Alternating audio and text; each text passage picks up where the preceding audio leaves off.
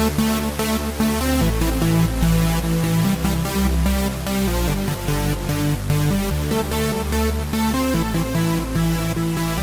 in again, ladies and gentlemen, to another episode of the R&D Sports Report.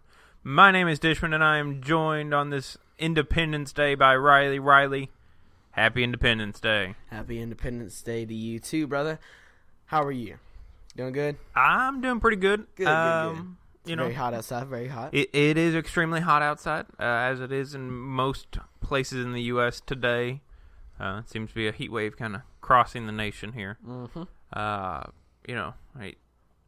can only imagine, as we watched it earlier today. I know you watched it too, the hot dog eating contest, which we'll get into a little more. Like, I can't imagine doing that on a day like today with the heat. Dude, look, I just ate, and just watching that makes my stomach hurt. Like, honestly. All right, so let's begin where we left off on Sunday. And if you happen to miss out, we put a bonus episode out on Sunday with all the happenings of NBA free agency. We didn't want to make it too burdensome today to try and recap it all. Wanted to give you some instant thoughts, and if anything went live on Sunday, we wanted to be able to cover that with you. We went live, and we might do that again here periodically. If you enjoy more of us going and doing this live, let us know. Hit us up. You can hit Rylee up on Twitter at Rylee_RD Sports, RYLEE on the Rylee, or you can hit me up Dish at Dish_RD Sports. Let us know either way. If you'd rather have it live to be able to interact with us more, we can certainly work on that. But we did go live Sunday, which was fun for the first time. Mm-hmm. A little different, Rylee. Yes, it was. Not a lot of audience participation, but I think maybe that's just because we caught people a little off guard. Yes. You participated a lot in the chat, so thank you for that. Mm-hmm. It was just lovely. I got you. But, a lot has happened since even Sunday, as we sit and record this on a Wednesday afternoon. A few hours after we got done Sunday, the biggest news came out, right? Boom! The summer's biggest free agent dropped. Mm-hmm. And he landed right where a lot of people thought he would. You and I, neither one predicted where he was going to land. I did. What? No, at the end you said... I said I did. No. I said he was going to the Magic Confirmed. No, we are not talking about Isaiah Thomas, who apparently is working on a deal with that. With the Magic. Isaiah Thomas to the Magic, confirmed. Wrong NBA player there, big guy. Look, man, I'm just saying. I'm trying to build a team on the Magic. Again, I'm not a Magic fan. They suck, and I just figured I'd say something. Anyways, go on ahead. Anyway, so the biggest free agent, as most have talked about, right, it being the summer of one LeBron James, lands out in Hollywood. Yeah, the LA Clippers. I'm just kidding. If somebody's been like detached from the world and they hear this, they're gonna be like, "Wait, what?"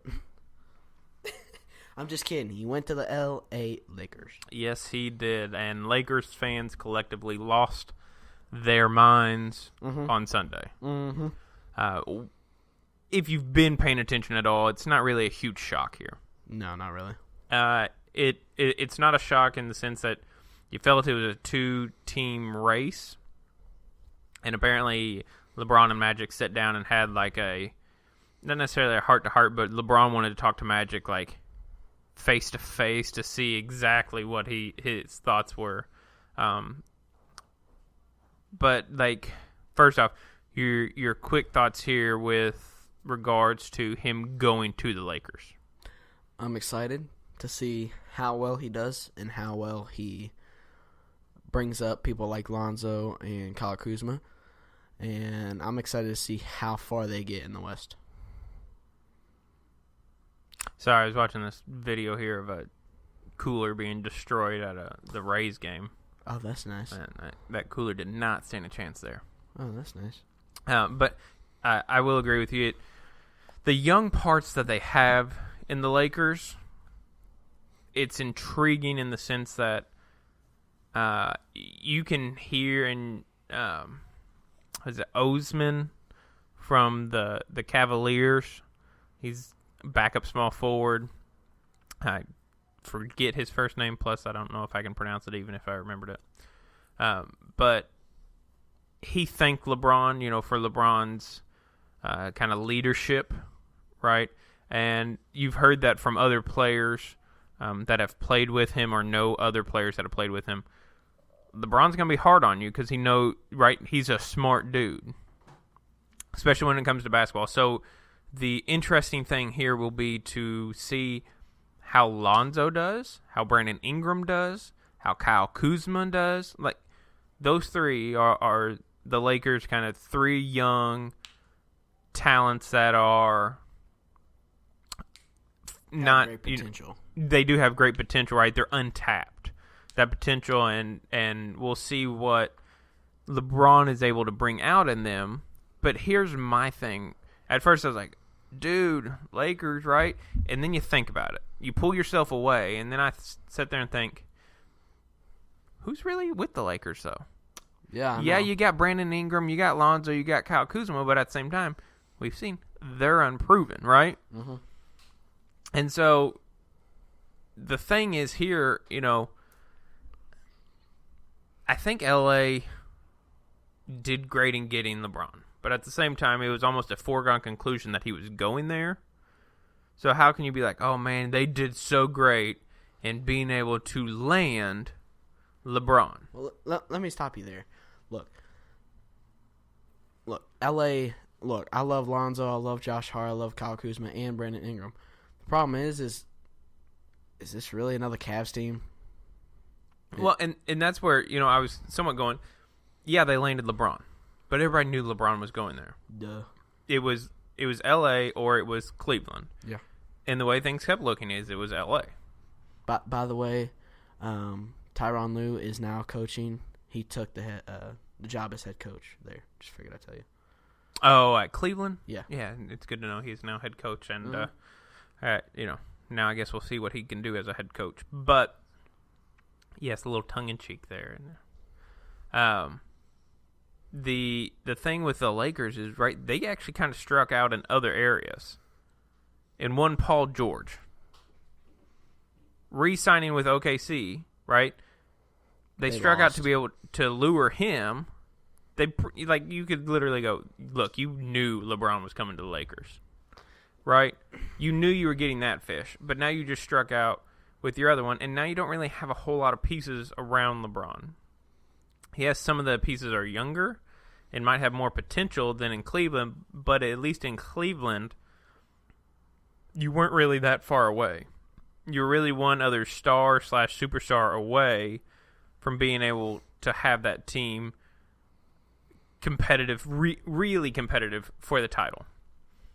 Right? You had Kevin Love. You had LeBron. What you needed was a little bit more shooting, but at the same time, you needed just, when Kyrie was there, we saw what the three of them could do. That's what they were missing in Cleveland. Now you go to LA and you're like, okay, we're missing quite a few parts here. Yeah, they're definitely missing some puzzle pieces. Paul George, I think, was one of those puzzle pieces. And I think for the Lakers, right, it was one of those things where it was like you didn't really go after him when you could have. And by that, I mean when he got traded from Indiana. The Lakers could have gone out, gotten their man in Paul George, who wanted to be a Laker, right? Who wanted to be there at home where he's from. But instead, they didn't make that trade, and they allowed him to go to OKC. And he goes to OKC, and he gets comfortable with playing with Russ, gets comfortable with the organization, with, the surrounding area, with Carmelo. And then you see they don't have a shot at him in free agency. So, yes, they landed LeBron this summer. But they struck out there with Paul George last summer. Dude, they had their chance. Here's the thing. Is I think Paul George would have went to the Lakers, but I felt like there was so much attention on LeBron, and there was so much stuff they were putting out just to go after him. And I felt like Paul George maybe was not getting as much love as OKC was giving him. Does that make sense? Well, it does, and I think it goes to that comfort level, though, that he was able to develop at OKC, the more, I guess, family type. Like it's like moving schools. It is, yeah. You get comfortable there, and you don't want to leave. Or, he could have been traded to a really bad team from Indiana, if Indiana just got the pieces and just wanted those different pieces. But they trade him to OKC, which is not a maybe championship competitive team, but they're like, that next rung down where if things break right, they could be that title contender. Now, having said that, everybody thought last year that, oh, hey, they just kind of created this new big three with Carmelo, Russ, and PG, and you saw a Carmelo was trash. He's not that Carmelo that he was in Denver or right at the beginning of his career in New York. Look, I really hope they trade Carmelo. And if I can't remember who's ahead of the general manager. But if I was him, it's either step up your game or you're getting thrown out of here. Well, see, here's the thing for Carmelo. His salary's too much to be traded. So really their option is to waive him and stretch his salary over a number of years. I think you can stretch it over 3-4 years. So you stretch his salary out and that you clear up a little space that way and you get him off your team. Now,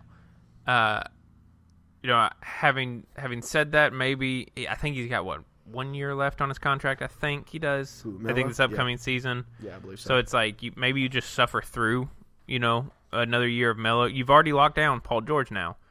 Was it 3 years plus one a player option? I think. Well, here's the thing: is can he deny being traded? Does that make sense? Can he deny being traded? I don't know. I mean, it's a good question. Well, no, I think he did have in New York. He did have a. Heck, I'd trade him for Porzingis. Oh shoot, I can't even think of the name of it now. But he could decline a trade to certain areas. Daggone, I can't think of that word. A trade. I don't know. It'll come back to me. Either way. But anyways, I think when he was in New York, I believe his contract was set up, Carmelo's was, in a way that he could say, no, you can't trade me there. He had kind of control of where he could go. Okay, so what I'm hearing is Porzingis to the OKC Thunder confirmed. Look, New York is not stupid enough to get rid of Porzingis. I'm just Plus, you have to remember, he's coming off an ACL injury, so you don't know how he's going to be when he comes back. Dude. Okay, then let's do Giannis. Let's grab Giannis. The Bucks are not letting go of Giannis. Yeah, that is true. Damn. Okay, trying to think here. Panic mode activate. You're not getting rid of Carmelo. I think he's got 1 more year. And to me, it's the same situation that LeBron going to LA was. LeBron signed, a 4-year deal? Maybe it's 3+1.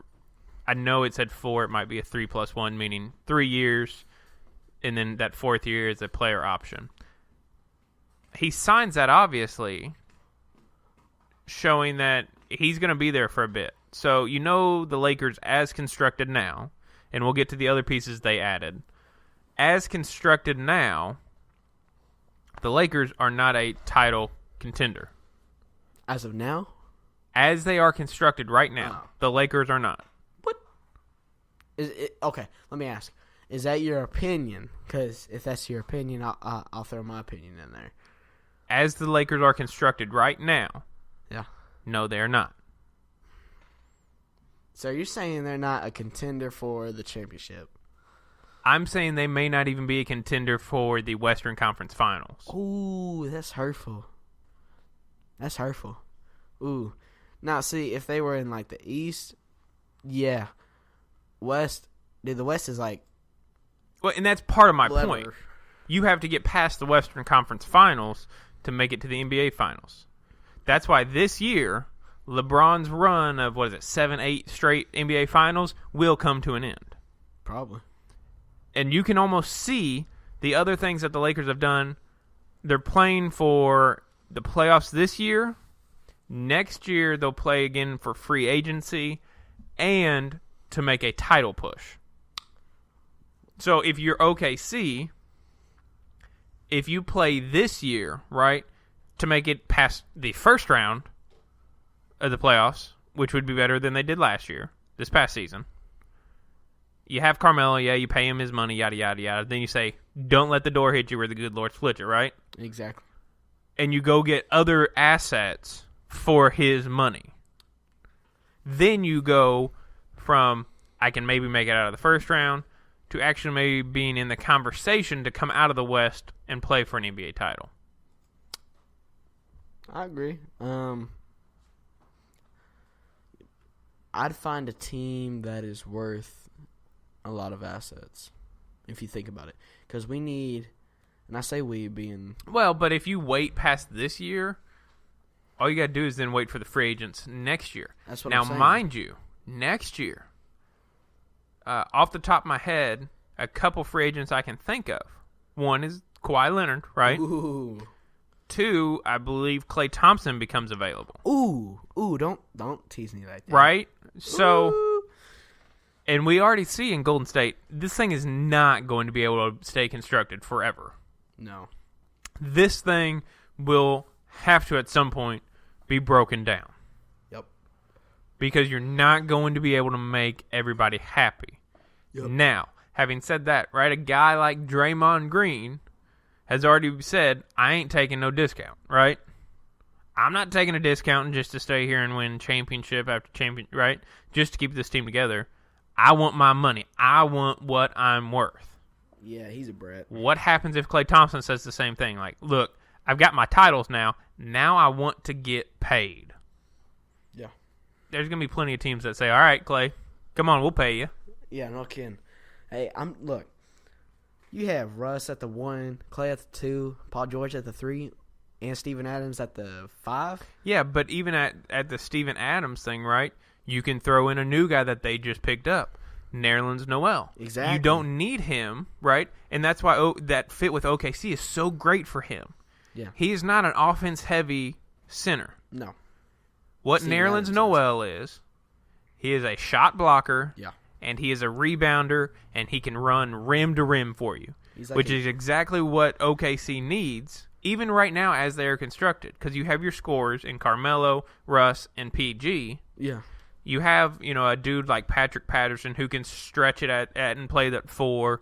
You might be able to play Steven Adams where he's got a little more offensive game. Well, that's the thing. But a guy like Nerlens Noel fits in perfect because he's that backline defense for you to block the shots, to get the rebounds, and to be that athletic, just, Clint Capella, right, for Houston, they don't ask him to do a whole lot offensively. He needs to block the shots and get the rebounds. And you can make one heck of a career out of doing that. By the way, I do think Nerlens Noel will be better this year. Not only that, but here's the thing. He's like a Joel Embiid, really, if you think about it. Well, you say that, like, they were both at the 76ers at the same time at one point. Yeah. And, for some players, it takes moving to a team with a winning pedigree, right? The ability to win and how they're constructed for them to, like, turn their game around, right? Nerlens goes to Philly, being drafted to Philly. Well, actually, he was originally drafted by, I think, New Orleans and traded to Philly, and then Philly ended up trading him to Dallas, and then he signed like a 1-year deal with Dallas, and it didn't work out for him. But you think of those two organizations that he spent time at. Philly, at that time, not winning. I was going to say, all they had is... Terrible organization, right? Yeah. The time he goes to Dallas, same thing. Mm-hmm. A little dysfunctional. Not winning, and still not even really winning. Yeah, you have a guy in Dirk that he maybe could have learned some things from. But then you go and you move to OKC, a winning organization, and apparently an organization that people like to be in, hence Paul George coming back, right?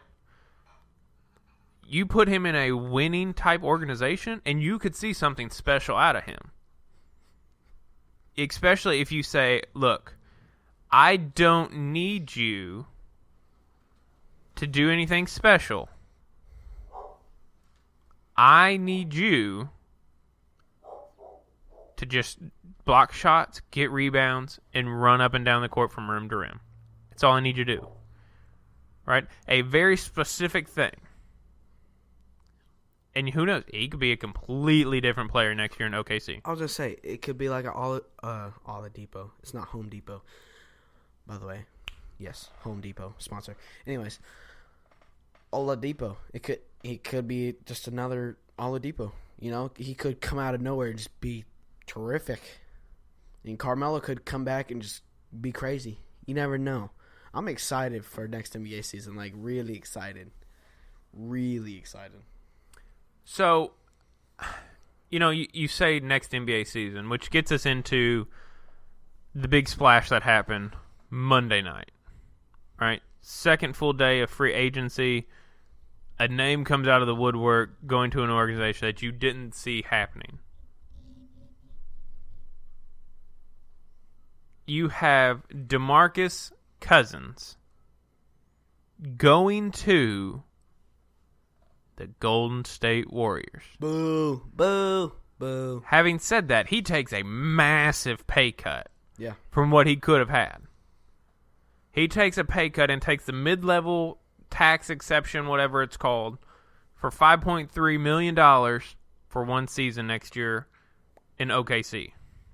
Ridiculous. The fact of the matter here, when you put it together, if DeMarcus is DeMarcus before he tore his Achilles, oh my goodness, who's beating those Warriors, right? Especially when you think the starting five could be Steph, Clay, Kevin Durant, Draymond Green, and DeMarcus Cousins. Like, that's a stupidly ridiculous, like, that's an all-star team starting five, and you could start the USA national team with that starting five. I sometimes think to myself, mind you, those five have all played on the U.S. national team. That's what I'm saying. Is I'm just trying to figure out where do they pull money out of Kerr's butt or what? Like, no, what they signed him with is that little flaw in the NBA, that little tax exception mid-level player. I know, and I think both you and me can agree that he is not worth that. No, but you hear the stories afterwards, right? That he couldn't really get these deals done with anybody else. Nobody wanted to pay him because, A, he's coming off a massive injury that a lot of players do not come back from. And aren't, like, you think of Kobe after the Achilles. Like, Kobe wasn't Kobe of old. Yeah. I heard the other day one example that might have, and it was Dominique Wilkinson. Now, I'm not old enough to know how well he came back, right, from an Achilles tear, if he even had it. But these players don't come back to play the same way. Now, DeMarcus May, you know, he's young enough. Kobe was older when his Achilles ruptured on him. But the thing is, like, this rehab is a really long rehab. Yes, it is. Yeah, you might have seen, and I've seen on, you know, Instagram where he puts DeMarcus that he, you know, these different workouts he's doing, the running and all that. He says he'll be ready by training camp, or that's when he expects to be ready. Most people will tell you December at the earliest. Probably you're looking January, February. So what you're looking at for the Warriors is you make an investment. If he doesn't really work out, okay. No big deal, right? If he does, hey, we just got another championship, and we got a dude who can ball for really, you know, for very little money. But at the same time, you're not really expecting him to be back until it's the example I heard, and it's a great example. He's a trade deadline accusation. Can you help me out here? Oh yeah, I'm looking at Bleacher Report's Instagram and just No, I'm talking about the word I was. He's a trade deadline accusation. I don't know. Acquiring him at the trade deadline. We'll go there. Right.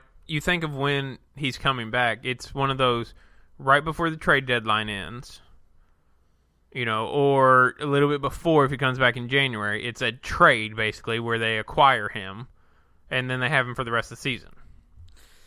So, DeMarcus is also betting on himself here because he only signed a 1-year deal, obviously, to try and basically make his comeback here on the Warriors. But I think for him also, the other issue with DeMarcus was his temperament, right? His locker room ability to be able to get along with people. You saw, right? He had a lot of problems in Sacramento. But then when you get to New Orleans, an organization that is winning a little bit more, that he does better, right? He seems to do better on the court and even off the court, right? These antics aren't as ramped up when he's not like pressured on to be everything for the team. And, I know some people are like, oh, how can you leave AD when he wore your jersey at the All-Star game? But here's the thing. It's got nothing to do with him and Anthony Davis, right? It's between him and the organization. Okay, hold on. No. Pancho. Let me finish here. Oh, God. Right? They offer him, I think it was, 2-year, $40 million contracts, so $20 million a year before the season ends. Well, if DeMarcus goes, hey, I don't think I'm worth that. I think I'm worth more. Because, look, before he got injured, DeMarcus is easily worth $25 million a year to organizations. Yes, he's injured, but DeMarcus says, hey, I'm coming back at that same level, right? Nobody in the world has more self-confidence than DeMarcus Cousins. I firmly believe that. Nobody believes in him more than he believes in him, right? So he says, now I want to see what I can get on the on the free agency market. And what he found out is he got nothing. Apparently the Pelicans don't really revisit that. They move on from that. And mind you, the Lakers rescind Julius Randle's rights, so now he's an unrestricted free agent. And then you see just a little bit later, New Orleans signs him to a deal. Basically at that point saying, hey, Boogie, we're good. We got our guy who's going to play the 4 or maybe 5 for us. And so DeMarcus is left going, okay, well, what do I do now? Because nobody's wanting to pay me the money that I believe I should be making. Okay, so after all that crap that you just said, right? The Pelicans were willing to pay him at least $20 million a year. Now, right? Yeah, $20 million a year. I just looked. $20 million a year. Yeah, he must be at least wanting just a ring then. Because he took $5 million for a year, bro. He took it because nobody else would give. Look, after he said no to the Pelicans contract, the Pelicans did not come back to him for another contract. They went out and signed Julius Randle, who is not the player that DeMarcus Cousins is. Oh, I would agree. Now, I think what also hurt DeMarcus is the injury. Oh, I would agree obviously. Too. Because, a team like the Lakers, you see different reporters saying the Lakers liked DeMarcus. The Lakers wanted DeMarcus, but at the same time, they needed players who could play now. They didn't have the luxury that Golden State does to let him get fully healthy, which, mind you, is going to help DeMarcus. Because the Warriors aren't going to be pushing him to come back because they won't need him. Exactly. He can get fully healthy, and for him, this could be a win-win, right? You get a championship, and you're going to get paid big money next year because you've proved I'm healthy, I'm good to go. I am the original DeMarcus Cousins, right? I am that type of player. Okay, so I see where you're going with this. Let me ask you this then. Do you think they would sign him next year if they lose Clay? I can see it. Okay. Because I saw this in passing, right? But and Colin Cowherd was one of them that said it, and others have kind of made remarks that their signing of DeMarcus, right? If you think of it this way, I'm going to pay him $5 million this year, okay? If Clay wants to go somewhere else next year, we'll up his money. We can up DeMarcus's money then. And, he's already used to the organization, but at the same time, it's also a trial run for the Golden State Warriors. Because if things in the locker room don't really work out there, then DeMarcus is really going to, he's going to slim down his market even more for next year. So, not only for him, he has to basically behave this upcoming year and prove that he can be in a locker room and not be the distractions, right? He can play with these other players. He can play in a winning mentality because, there are these crappy teams out there that would have signed him to that max, that could have signed him to these max deals, right? It's because they got nobody. Well, but that's what I'm saying. Like, they had the money available, but teams didn't want to because they were afraid of the locker room impact that he would have. So if you go to Golden State, one of the organizations, right, you see that everything in that locker room is working fine. If you go there and you see that he can get along in that locker room, that makes him more marketable next year. So this is all basically DeMarcus taking a chance on DeMarcus. So it's like a test is what you're saying. It pretty much is. It's a 1-year test. If he can make things work out, right? Just like if you go to Paul George, right? They had a 1-year test and basically a 1-year opportunity to try and make things work well between him and Russ to bring him back, this upcoming season, which they were able to. Mm-hmm. They had that 1-year window to keep Paul George from going to the Lakers. Now, talking the Lakers, right, it could be that DeMarcus goes to the Lakers next year with another guy along the way of Kawhi Leonard. If he goes to the Lakers, I'll like him again. Look, the only problem that I have, and I get he was in a sticky situation, everybody I guess maybe it's because I'm young, I don't know what it is, but I look at the Warriors and I just see people that are douchebags with rings. And if anybody's listening from back when Jordan was playing, how did you guys not think of Jordan that way, right? He won 3 in a row and then went away to go play baseball for a year and then he came back. Which I don't know if you know this or not. Okay. There is a conspiracy with that, and we might get into this a little bit into the summer, like the sports conspiracies. There is a conspiracy that I've heard, and I somewhat believe it, that Jordan's 1 year of playing baseball was actually more of a 1-year ban from the NBA for gambling, and he went and played baseball so it wouldn't look bad against him for that year, and then he came back and won again. So he was setting on a 1-year suspension for gambling. Gambling on himself? I'd have to look more into it. I know the basis of it. Okay.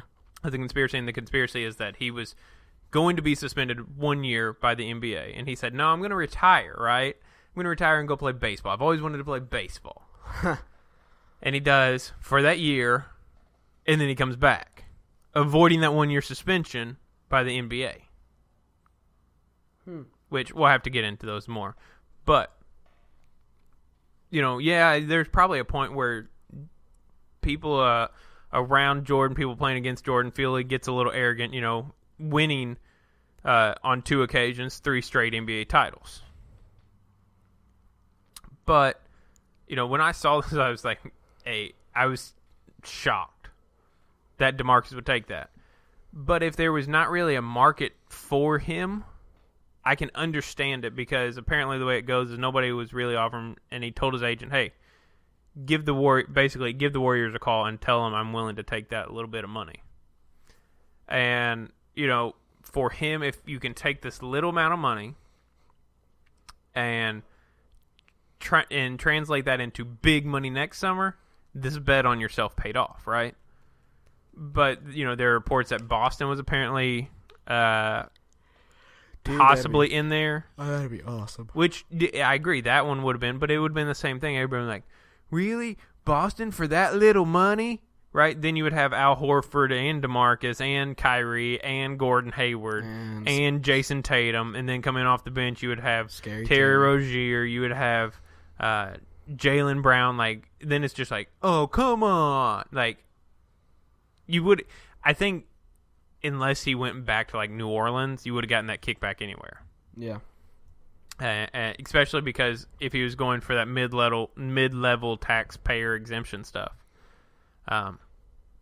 But, you know, that's the thing is, you know, for the Lakers, you go out and you sign a guard in Rajon Rondo for a year. Now, to me, that doesn't say trade bait for Lonzo. I've heard others where it says, oh, that means they're going to get rid of Lonzo. Man, heck no. I think it is more of a push to Lonzo. Duh. You have a guy who is so cerebral in Rajon Rondo, you know, that knows the other team's plays as they're developing. How you going to, keep him off the court, especially if Lonzo's struggling? You know, neither one's a great shooter, so you're even there pretty much. But this is almost a wake up and do something Lonzo type mentality to me. I don't know what your thoughts are on that specific signing for the Lakers. Well, if I'm gonna be honest, I was talking to my dad about this yesterday. Is who's gonna start? Now he's a Celtics fan, so of course he loves Rondo, and I like Rondo too. I also like Lonzo, and I want to see how much potential Lonzo has.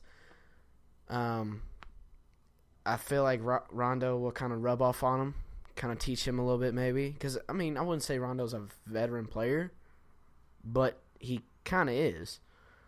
Now, he's definitely a veteran player. Well, I mean, there's probably some people that would disagree with me, but still. I think Rondo will start, but here's the thing. They need to get equal playing time. Because I feel like if Lonzo doesn't get one, his dad's going to come on the scene, and please, God, somebody do not let that happen. Two, Lonzo was doing great last year. I mean, Lakers were kind of trash because, I mean, yeah, but see, there's some like suspicion around that whole knee injury that Lonzo ended up having, like somewhat in the sense, I think, also that, you know, Kawhi's quad injury,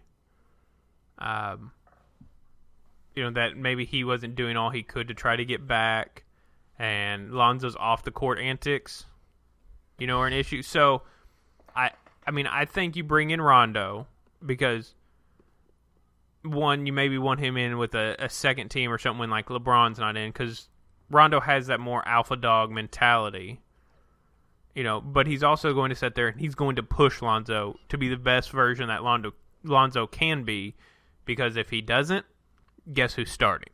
Mm-hmm. Rondo starting. And we saw, especially in the playoffs with the Pelicans, like, Rondo still got some talent. He's not one of those guys that, you know, are at the end of his career that are almost washed up, right? No. Rondo's still got some skill, and he is so cerebral in the fact of knowing what plays are coming, calling them out, that I think it's more of it's supposed to be served as more of a wake-up call to Lonzo. Hey, look, you get your act together, or you're not going to be playing. I would agree. While we're on the whole Rondo situation, I think Rondo will start. But here's the thing: is I didn't get to see a whole lot of Rondo, but I did get to see him while he was at the Celtics. Now here's the thing: I look at him as like a John Stockton. Like he's that kind of player. He's able to pass. I mean, heck, in the freaking NBA, it's not the NBA Finals. Tournament, whatever you want to call it. Playoffs. Man, fight me. Anyways, in the playoffs, he got, at one point, like 17 assists. Now, I'm not the guy to... I like shooters. I'm not... That's why I don't look at Rondo as, like, a great player. Rondo's more of a pure point guard, though, right? That's what I'm saying. He's a team driver leader. and he's a passer. Now, some will argue that he looks to pass too much, and I can see that. I would agree. But that's more, Rondo's not a scoring point guard where Steph is a scoring point guard. Right. Rondo's more of the pure pass the ball point guard. Much in the same way that Lonzo kind of is into that mold a little more. That's what I'm saying with his little shot that's off the side of his head. Either way, Rondo's a team leader. And I feel like the Lakers with that trade was a really good trade. It wasn't a trade. I'm going to come over there and throw something at you. I'm just telling you, it wasn't a trade. It was a free agency signing. I know he was a free agent. I just said trade because, heck, everything's been a freaking trade lately. It's all been free agency signings. I'm done talking to you. I'm done. It was a good signing for Lakers. Good God, I'm going to kill you. There Jesus. You go. You make me sound like a moron on here, I swear. I just correct you. That's all. God. Anyways. It was a good signing for the Lakers also go out. They sign JaVale McGee, right, as your center. You sign Caldwell Pope, which is also represented by the same. I was surprised by that. Well, but here's the thing. Wait, he's represented by the same people that LeBron's represented by, right? He's in that agency, so it was kind of a look. We brought you LeBron. You sign him for another year. It's kind of we scratched your back, you scratch our back now, and help us out here. That sounds nice. Good. I know a good back scratch does sound nice. But then you also have Lance Stevenson signing with the Lakers. The memes were real that night. They were, and I saw a couple people call them the all head case team, right? Because you have Rondo, you have Lance Stevenson, you have JaVale McGee, you have LeBron, right? And I was like, that might be a good title. But you notice with a lot of those, right, they're one-year deals. Basically, to me, as we talked a little bit earlier, you're making a run at the playoffs and seeing how well you can do this year. And this is, to me, it's more of a test of how can LeBron play with Lonzo, Brandon Ingram, Kyle Kuzma, right? That young core to see if we need to trade anybody. But at the same time, we're going to make these one-year deals to make us fairly competitive. But then, want to also be able to sign a guy like Kawhi Leonard next season. Which that whole situation to me, I don't know about you, Rylee. It's one of those, like, I feel like we talked about it so much and then nothing's going to happen. The Kawhi situation? Yes. And here's why I say this. The Sixers don't want to give up their big three, right? And the Celtics, you're not going to give up Jason Tatum, obviously. Well, you're not going to give up Jaylen Brown, obviously. You're certainly not giving up Gordon Hayward or Kyrie or Al Horford. So, what's that really leave you with? You got, Terry Rozier and maybe Marcus Smart coming back. But for a guy at Kawhi's level, the Spurs are going to go, thanks but no thanks. Right? That's the thing. The Spurs, right now, are able to go, it's not enough. Yeah, they're so dumb. I'm like, I wouldn't say I'm angry, but I'm definitely ticked off at the point of Kawhi. Just trade him. I'm going to back up off my mic real quick. Just trade him. Bruh, you are taking forever. Either trade him or be like, nah, he's off the table. But see, here's the thing for the Spurs. Right now, you can ask for all this stuff. But the thing is, I can ask you for all these parts, right? But as the season goes on, the offers become less and less, and you get less in return for Kawhi than if you trade him now. So the Spurs need to find that moment within the year, within the season, that they go, that's the perfect offer. From here, it's only going to go down, so we're going to take this offer, right? That's what you have to look at if you are the Spurs. Right now, I'm going to ask for all this stuff. It's one of those instances that... I'm going to tell your mom if you don't give me my pencil back. Well, not necessarily one of those. It's one of those where, right, you know what you want to pay for something, right? You know, like your max, if you want to pay only $5,000 for something, right, you might start at $4,000, and you're willing to pay $5,000, okay? You're willing to pay $5,000, and you start at $4,000 just to see if you can get it at $4,000. So the Spurs right now are saying, hey, no. We want a massive offer, right? We want multiple first-round picks until the point where they get in the season where they go, okay, we've hit it from here. This is as much as we're ever going to be able to get from him. All right, let's do this deal. What do they want? What do they want? They want a superstar-type player in return. They want, like, multiple draft picks. You know, they want a lot. It's like for Kawhi. It's like holding a piece of candy up high from a 3-year-old when you're 7 feet tall. Stop.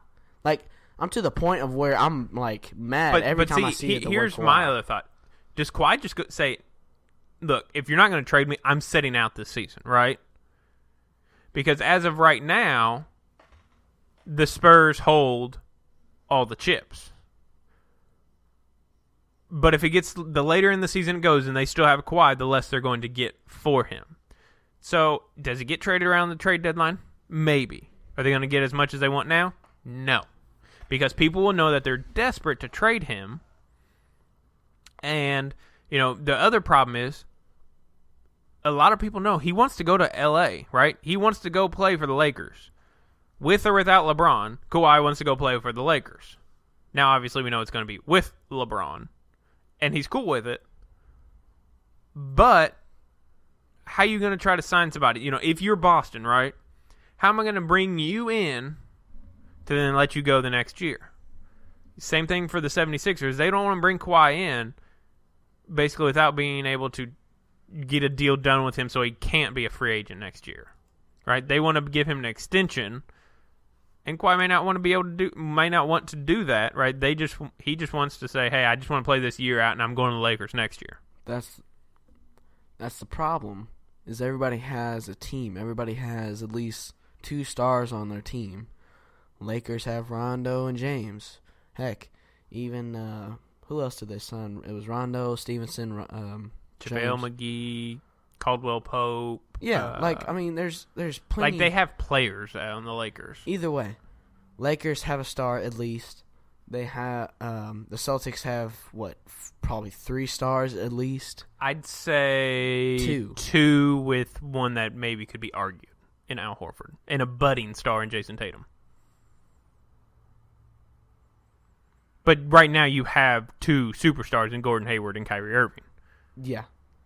You know, because we've been over the superstar star thing. Yeah, I agree with the Celtics have 2 dudes who are superstars. One that's probably right on that bubble in Al Horford, and then you have a guy in Jason Tatum who is a budding superstar. Right? There's almost no doubt that one day he will be a superstar. Come to the Utah Jazz. Ain't nobody. No. Yes. No. Dude, they beat OKC in the first round last year. It's not like they're trash. I mean, OKC wasn't that great, but I mean, come on, it was a heck of a good series. It's like you saying you beat the Orlando Magic. I mean, dude, okay, don't get me triggered, dog. Nah, you're ridiculous, bro. They might be slightly better than the Orlando Magic. Yeah, slightly. Nah. Okay, if you're gonna trash my team, let me tell you something. What about your Pelicans, bro? You got Anthony Davis, Drew Holiday, and who else? Well, they just picked up Julius Randle. Meh. They still have Mirotic inside with him. Meh. Meh. They were able to steal at least. They did as well. They did better than the Cavs against the Warriors. They stole a game from the Warriors. Yeah. Lucky. Yeah. Lucky. They did that without DeMarcus Cousins. Lucky. Sure. Bruh, look, man, I'm not hating on your team, nor am I hating on AD, because I love AD. I love playing with him on NBA 2K, NBA Live, whatever it is. I love Anthony Davis. I think he's a great player, whether he came from Kentucky or not. I love him. I really do. I actually want a jersey, to be honest. But if I'm going to be honest with you, I'm hoping that the OKC is better this year. I'm hoping the Pelicans get better this year. I'm hoping the Rockets go down. I'm hoping the Warriors go down. I'm hoping the Lakers get better this year. I'm hoping a lot of things. The only two teams I really want knocked off, guess who? Warriors. Who else? Who you think? The Rockets. Exactly. If they can get those two out of there, boom, mind blown. Yeah, but if ifs and buts were candy and nuts, we'd all have a Merry Christmas then. Well, mother trucker. I mean, but like you look at the Rockets, yeah, you lost Trevor Ariza, but then you went out to grab Carter Williams. Michael Carter Williams? Yes. Dude, don't. Dude, Bruh. you need to learn NBA. I need to learn NBA? Yes. Did you see how crappy he was at the 76ers? Did you see Did you see the Rockets with a hobbled Chris Paul almost take out the Golden State Warriors? He's Chris Paul. You're comparing Michael Carter No, Williams. no, I'm not comparing them. I'm comparing Trevor Ariza and Michael Carter Williams. Oh, you're talking about, okay. I'm saying Look, the that was Rockets confusion. lost Trevor That was Ariza. Why don't you listen? No, that was for confusion. once. That was not confusion. I said you lost Trevor Ariza and you brought in Carter Williams. Okay, what's Trevor Ariza? Isn't he like a small He's forward? a small forward. Okay, he's a small forward. Okay. Michael Carter Williams can kind of play from the guard to the small forward wherever you want to fit him in. He's okay. I didn't say you had to be a superstar. No. Your superstars are James Harden and Chris Paul. I'm saying, but the way you made it sound, though. I'm saying the way your ears apparently heard it. Bruh! We went from talking about Chris Paul and then, like, Trevor Ariza. No! Yes. We weren't. Oh We were talking about the Rockets. Which... Oh, I'm done. I'm done. I'm done, dude. We're talking about the Rockets losing Trevor Ariza to the Suns. Okay. You bring in Michael Carter Williams. You kind of swap them. You were about to take out the Warriors until Chris Paul went down. Okay, so If you can keep Clint Capella, which it looks like they're probably going to be able to. yeah. You know, yeah, the Warriors got better, but you still don't know how DeMarcus is going to fit in there and all that. You know, you knew what you had in a guy like JaVale McGee if you were the Warriors. But you may have just upgraded in a dude like DeMarcus Cousins, so it may not be close. But at the same time, you know, Golden State was on the ropes last year. But it looks, I mean, honestly, for the West, to me, it's a two-team race. It's the Rockets, it's the Warriors. Same for the East. It's the Celtics, it's the 76ers. With some teams, you know, if OKC can maybe put things together. I still don't think they have enough to get past the Rockets or the Warriors. The Jazz, they've got a lot of younger players. They're still going to have to try to put it together. But one thing is for sure, the West is ridiculous. Like, to get out of the West, you might as well just crown them the champs. Because if you can get out of the West, like, who are you going to go up against in the East? Boston? Can Kyrie stay healthy for a full year? You know? The problem is I hope he's not like a Derrick Rose. Does that make sense? Yeah, often injured. The thing is, you know, when you start having those knee injuries and those lower body injuries, you know, to the legs and all that, it starts to get really difficult for players to return from that. Real quick, I'm gonna back away from my mic. I'm gonna shout something, okay? Derrick Rose trash. I'm just kidding. I saw him back in his earlier days. Don't kill me. Don't hit me up. Don't do it. Ah. Okay, go ahead. If you want to at him, it's at Rylee_R&D Sports, exactly. by the way. You can go ahead and add him about his ridiculous comments. And yeah, Derrick Rose is not Derrick Rose of old. No, he even admits He does. Yeah, he admits he's not what he used to be.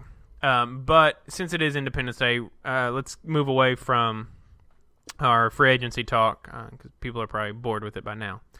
the hot dog eating competition. For one,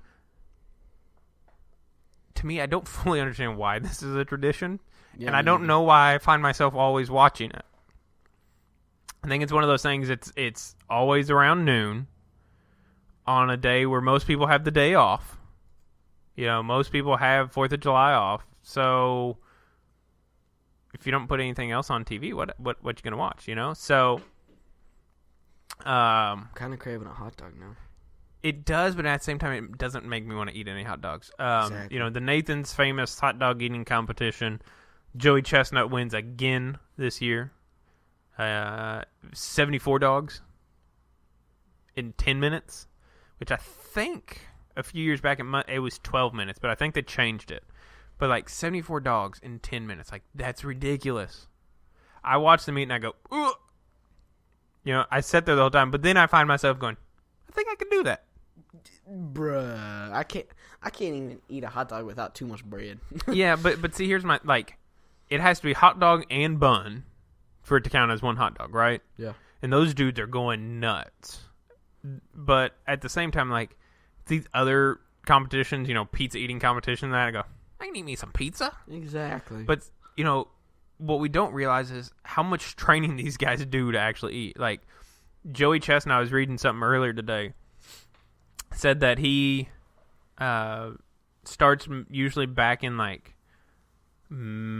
May, April time, right into April, May, training to eat the hot dogs. And he starts and he tries to see how many he can eat, and then he won't do it for a week and a half, 2 weeks. And then he gets to where it's about every 6 days he's kind of training and building up his endurance. The man also runs 10 miles a day. So, these dudes train their bodies to be able to have this endurance. Now, yeah, you see some of the big fat guys, right, that will do it. But if you ever notice, they're the ones who are, at the end of the line. A dude like Joey Chestnut, if you remember earlier, Rylee, they said he, ran 10 miles. Well, he runs 10 miles every day, but then no, not every day, in a week. In a week, was it in a week? Yeah. Yeah. Okay. But he would start preparing for today, being Wednesday. On Monday, he does a liquid only cleanse. Let's see. Sunday he ate salmon or something like that, I think. Monday he does protein shake, liquid only, to cleanse his body out. And then Tuesday he fasts. And then he's ready to go Wednesday. And to get himself down to, what they say, 215? Yeah. Which, if you remember, his listed weight was 230. Yeah. So, talking 15-pound swing, and I just, the amount, of calories that you would eat in those hot dogs in a 10-minute span, and, he's got such a method to it, because it's, get the bread wet while you're eating the 2 hot dogs, eat the bread, it's unbelievable to me. And it's one of those oddities of America, I guess, where you're why does this exist? But you love it. America. I mean, you saw the crowd of people standing out there, thousands of people standing out in the heat to watch them eat. That's one heck of a sacrifice, my dude. You could see the sweat on the people, right, holding the number tallies and trying to keep up with how many hot dogs they ate. They're just sweating standing there. And how warm it is. That's, as they said in the broadcast, it's when Joey lost last in 2015, that it was a hot, humid day like it was today. But all that being said, hopefully everybody has a safe 4th of July. Hopefully you had a safe 4th of July if you're listening to this afterwards. And hope you have a good one as well. If you want to really make an impact on fireworks safety, Jason Pierre-Paul shared a picture of his hand where he blew it off, and I will say it is extremely disgusting. If you have a weak stomach, I wouldn't go look at it. But with all that being said, if you would help us out right here at the tail end, go to wherever you're listening to this on, subscribe to it, make sure to follow it if you need to, whatever you need to do to be able to get this as it drops annually. If you want to make sure you catch the next live episode, which I don't know when that would be. It's usually just whenever large news happens. Be sure you can go follow the podcast page on Twitter or Facebook. It's where they were both posted last time that we were going live. It's at R&D Sports Report on Twitter. You can go to facebook.com/RD Sports Report, or you can search it as well. And with all that being said, happy Independence Day, everybody. Time to go eat. Enjoy yourself. Stay safe. And that'll do it for another episode of the R&D Sports